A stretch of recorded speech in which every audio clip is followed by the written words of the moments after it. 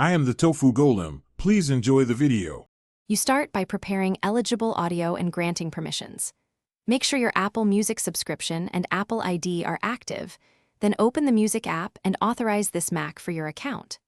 Once done, identify tracks that are downloadable or already stored locally. Imovie cannot use DRM-protected streams. If a song is cloud-only, download it to local storage or convert a personal copy you own. These steps prevent access errors and let Imovie import audio files without licensing blocks. Next, import the audio into Imovie and place it in your timeline. From Finder, confirm the file format is supported: MP3, OCC, M4A, and not DRM protected.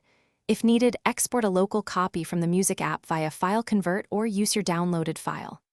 In Imovie, choose File Import Media, navigate to the audio, and import.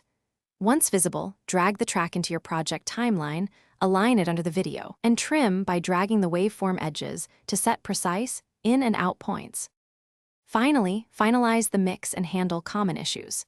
Adjust clip volume and add fade-ins or fade-outs using the yellow handle so audio sits well under dialogue.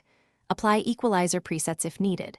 If you hear clicks or mismatch, confirm sample rates. Convert audio in GarageBand or Music to a standard rate.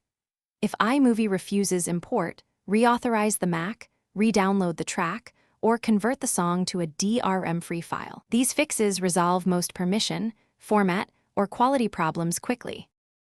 Thanks for watching. Consider subscribing if we helped you today.